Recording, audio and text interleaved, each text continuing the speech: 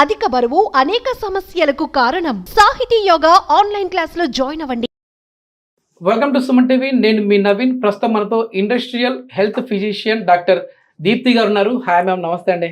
నమస్తే నవీన్. మ్యామ్, నిజంగా మీరు ఆఫ్ ది రికార్డ్ నాతో చెప్పినప్పుడు షాక్ అయ్యా. ఏంటంటే కొన్ని రకాల జాబ్ చేసే వారిలో క్యాన్సర్ కారకాలు ఎక్కువగా అయ్యే అవకాశం ఉంది నవీన్ అన్నారు. సో అదేవిధంగా క్యాన్సర్ అనేది మన బాడీలోకి ఎంటర్ అయింది, మన కణజాలం అనేది సరిగా పని చేయట్లేదు అనే తెలిపే సింటమ్స్ ఏమైనా ఉన్నాయా ma'am? So first thing, cancer బయట నుంచి ఎంటర్ అవ్వదు. క్యాన్సర్ అంటే ఏమిటి అంటే మన శరీరంలోని కొన్ని కణాలు అవి పెరగాల్సిన మోతాదులో కాకుండా విపరీతమైన మోతాదులో పెరగటాన్ని మనం క్యాన్సర్ అంటాం. సో ఆ క్యాన్సర్ విపరీతంగా పెరగటం అనేది చుట్టుపక్కల సెల్స్ కి కూడా స్ప్రెడ్ అయ్యి ఒక కణితలాగా తయారవుతుంది. ట్యూమర్స్ అంటాం మనం. బినైన్ ట్యూమర్స్, మాలిగ్నెంట్ ట్యూమర్స్ అనేవి ప్రాణాంతకం, వాటిని మనం క్యాన్సర్ అంటాం. బినైన్ ట్యూమర్స్ అనేవి ప్రాణాంతకం కాదు, అవి నిరాపాయంగా ఉంటాయి. కాకపోతే అవి గ్రోత్ అవ్వటం మూలన చుట్టుపక్కల ఆర్గాన్స్ మీద పడి ప్రెషర్ సింటమ్స్ లాంటివి ఏదన్నా వచ్చే అవకాశం ఉంటుంది. కాబట్టి అవి సర్జరీ చేసి రిమూవ్ చేస్తే సరిపోతుంది. అలా కాకుండా మనకి ఈ మాలిగ్నెంట్ ట్యూమర్స్ తో వచ్చిన ప్రాబ్లం ఏంటంటే అవి బ్లడ్ ద్వారా ఇతరత్ర ఆర్గాన్స్ కూడా స్ప్రెడ్ అయ్యి అక్కడ కూడా మళ్ళీ క్యాన్సర్ గ్రోత్ ని ఇనిషియేట్ చేసే అవకాశం ఉంటుంది. సో మెయిన్ గా మనకి క్యాన్సర్ ఎందువల్ల వస్తుంది అనేది ఒక సంశయం ఉంటుంది. జన్యుపరమైన మార్పులు వచ్చినప్పుడు క్యాన్సర్స్ రావడానికి ఎక్కువ అవకాశాలు ఉంటాయి. సో ఈ జన్యుపరమైన మార్పులు ఎలా వస్తాయి? వారసత్వంగా రావచ్చు, హెరిడిటీ అంటాం కదా అలా. లేదు మనం ఉంటున్న ఎన్విరాన్మెంట్ దాని మూలాన్ని రావచ్చు, మనం ఎక్స్పోజ్ అవుతున్న సబ్స్టెన్సెస్, కెమికల్స్ కావచ్చు, ఈవెన్ అల్ట్రావైలెట్ లైట్ కి తీసుకున్నా కూడా మనకి కొన్ని స్కిన్ క్యాన్సర్స్ వస్తాయి అంటున్నారు. సో వీటి ద్వారా కూడా వచ్చే అవకాశం ఉంటాయి అన్నమాట. సో మన as an industrial health physician నేను చెప్పాలి అంటే ఇండస్ట్రీస్ లో వర్క్ చేసే వాళ్ళకి ఎక్కువ ఏ క్యాన్సర్స్ వస్తాయి. సో లీడింగ్ క్యాన్సర్ అనేది లంగ్ క్యాన్సర్స్ అండి. లంగ్ క్యాన్సర్స్ లో కూడా మీరు lower respiratory tract, upper respiratory tract తీసుకుంటే లోయర్ రెస్పిరేటరీ ట్రాక్ట్ ఎగ్జాంపుల్ చెప్పాలంటే మిసోథీలియోమా అని చెప్పొచ్చు. ఆస్బెస్టోసిస్ అంటాం కదా మనం, ఆస్బెస్టోస్ షీట్స్ తయారు చేస్తా ఉంటారు. అట్లా చిన్న చిన్న ఫైబర్స్ ఉంటాయి. అవి లంగ్స్ లో లోపల ఏరియోలలో లాడ్జ్ అయినప్పుడు అవి చిన్నగా ఇరిటేట్ చేసి అక్కడ క్యాన్సర్ కణాలని గ్రోత్ అనేది ప్రమోట్ చేసి మిసోథీలియోమా అనే ఒక క్యాన్సర్ ని కారకం అవ్వచ్చు.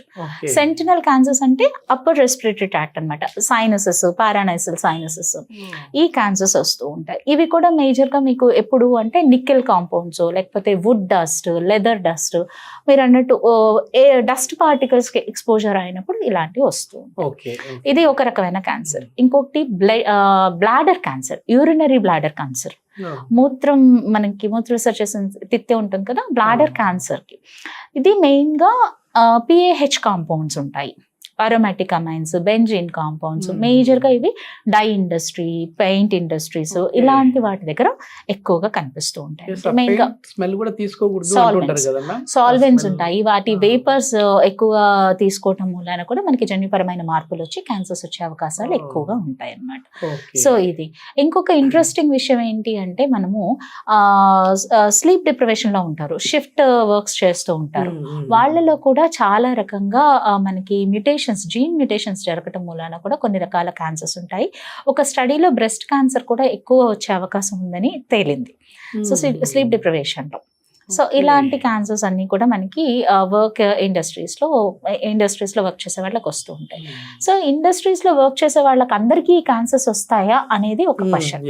సో అందరికీ రావండి. ప్రతి ఒక్క కెమికల్ కి ఒక మోతాదు ఉంటుంది, లిమిట్ ఉంటుంది. సో ఏదైనా మనం సింపుల్ గా చెప్పాలంటే చక్కెర తీసుకున్నా అది మోతాదులో తీసుకున్నంతసేపు బాగానే ఉంటుంది, ఎక్కువ అయితే అది పాయిజన్ లాగా తయారవుతుంది. సో ఏదైనా మోతాదుకు మించి మనకి ఎక్స్పోజర్ అయితే అది మనకి క్యాన్సర్ కారకం అయ్యే ఛాన్సెస్ ఉంటాయి. వీటిని కొన్ని ఆర్గనైజేషన్స్ కొన్ని వాల్యూస్ తో డిఫైన్ చేశారు. Threshold limit values, permissible exposure limit values, ఇలా కొన్ని టర్మినాలజీ ఇచ్చారనమాట.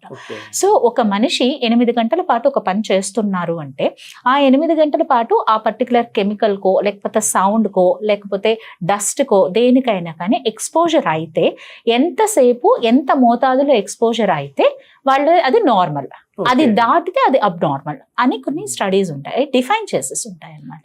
సో మనకి ప్రతి ఒక్క కెమికల్ తో పాటు లేదు ఒక సబ్స్టెన్స్ తో పాటు మనకి MSDS అనే ఒక డాక్యుమెంట్ ఉంటుంది. సో దీన్ని మెటీరియల్ సేఫ్టీ డేటా షీట్ అంటాం. సో ఆ మెటీరియల్ సేఫ్టీ డేటా షీట్ లో మనకి క్లియర్ గా ఒక బెంజిన్ కాంపౌండ్ తీసుకున్నాం అనుకోండి. బెంజిన్ కాంపౌండ్ ని మనం హ్యాండిల్ చేసేటప్పుడు లైక్ డై ఇండస్ట్రీలో హ్యాండిల్ చేస్తున్నాము అనుకోండి, ఎంతసేపు ఆ మనిషి మాస్క్ ఏమీ వేసుకోకుండా డైరెక్ట్ ముట్టుకుంటే, అతనికి తాకితే, అది నోట్లోకి వెళ్తే, పీల్చుకుంటే, లేదు ఒంటి మీద ఎక్కడైనా పడితే ఎటువంటి శారీరకమైన ప్రమాదాలు జరగచ్చు, హార్మ్ఫుల్ నేచర్ ఎంత ఉంది అనేది డిఫైన్ చేయబడి ఉంటుంది. సో ఇండస్ట్రీస్ లో వర్క్ చేసే వాళ్ళకి ఎవరికైనా వాళ్ళకి అంటే ఒకవేళ, ఎందుకంటే ప్రతి ఒక్కరు వెళ్ళి ప్రతి టైం చెక్ చేసుకోరు కదా, సో వాళ్ళకి ఆ టెస్ట్ చేసుకునే ముందే బాడీలో ఎట్లాంటి చేంజెస్ వస్తుంటాయి మ్యామ్ ఇట్లాంటి? క్యాన్సర్ కి సంబంధించింది చూసుకుంటే అండి, మెయిన్ గా ఫస్ట్ వీక్నెస్ వచ్చేస్తుంది అండి. వీక్నెస్ వస్తుంది. చాలా వరకు క్యాన్సర్ చివరి స్టేజెస్ వరకు ఐడెంటిఫై చేయలేం, బిగినింగ్ స్టేజెస్ లోనే చూడాలి. ఇంకొక మేజర్ క్యాన్సర్ ఏంటి అంటే లుకీమియాస్, బ్లడ్ క్యాన్సర్స్. ఇండస్ట్రీస్ లో పనిచేసే వాళ్ళకి బ్లడ్ క్యాన్సర్స్ కూడా ఎలా వస్తాయి, మనం ఎలా ఐడెంటిఫై చేస్తాము అంటే, ప్రతి ఒక్క ఇండస్ట్రీలో యాన్యువల్ మెడికల్ ఎగ్జామినేషన్ ఒక కాన్సెప్ట్ ఉంటుంది. ఈ యాన్యువల్ మెడికల్ ఎగ్జామినేషన్ అనేది బై సబ్జెక్ట్ మ్యాటర్ ఎక్స్పర్టీస్ అంటారు. లైక్ మా దాకా డాక్టర్స్, సేఫ్టీ వాళ్ళు, ఇండస్ట్రియల్ హైజీన్ వాళ్ళు కూర్చుని డిజైన్ చేస్తారు. సో ఈ కెమికల్ ఇండస్ట్రీలో ఎక్స్పోజర్ అయ్యే వాళ్ళకి ఈ కెమికల్స్కి ఎక్స్పోజర్ అవుతాయి, ఈ parts of the body expose అవుతాయి, కాబట్టి వీటికి సంబంధించిన టెస్ట్లు చేయాలి అనేది. బ్లడ్ టెస్ట్ చేస్తారు. బ్లడ్ టెస్ట్ లో ఎన్ని రకాలు ఉంటాయి. బ్లడ్ టెస్ట్ అంటే అందరూ బ్లడ్ టెస్ట్, బ్లడ్ ఒకటి తీయటమే జనాలకు కనిపిస్తుంది, బట్ బ్లడ్ టెస్ట్ అంటే ఏమేమి ఉంటాయి? బ్లడ్ చేసినప్పుడు బ్లడ్ పారామీటర్స్ ఎలా ఉన్నాయి అంటే, రెగ్యులర్ బ్లడ్ కణాలు, ఆర్బీసీ కావచ్చు, డబ్ల్యూబీసీ కావచ్చు, ప్లేట్లెట్స్ కావచ్చు, ఇవి ఎలా ఉన్నాయి. At the same time thyroid ఎలా ఉంది, లేదు మీకు లివర్ ఫంక్షన్ టెస్ట్ ఎలా అవుతుంది, లిపిడ్స్ ఎలా ఫంక్షన్ చేస్తున్నాయి, at the same time kidneys ఎలా ఫంక్షన్ చేస్తున్నాయి. అంటే బేసిక్గా ఇవి మేజర్ థింగ్స్ ఇంపాక్ట్ అయ్యేవి. ఈ బ్లడ్ పారామీటర్స్ లో ఇంపాక్ట్ అయ్యే మేజర్ ఆర్గాన్స్ ఇవే, కాబట్టి వీటిలో ఏమైనా తేడాలు రాగానే ఇమ్మీడియట్ గా మనం ఐడెంటిఫై చేసేదానికి అవకాశం ఉంటుంది.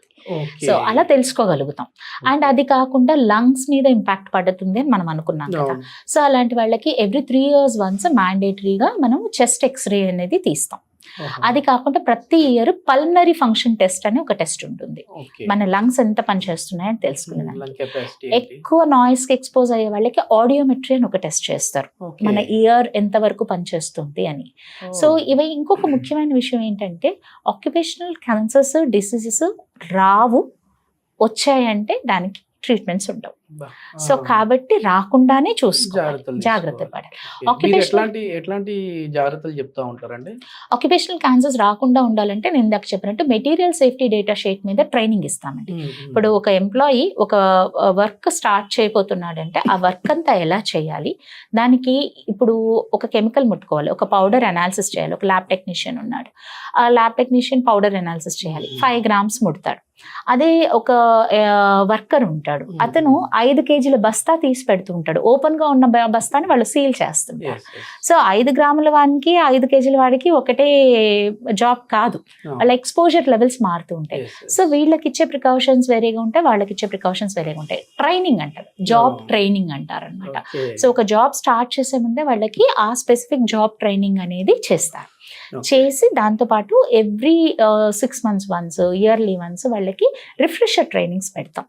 సో వాళ్ళు ఆ జాబ్ కరెక్ట్ గా చేస్తున్నారు. ఇవి కాకుండా షాప్ ఫ్లోర్ రౌండ్స్ కి వెళ్తాం అనమాట, వర్క్ త్రూ సర్వీస్ అని చేస్తాం.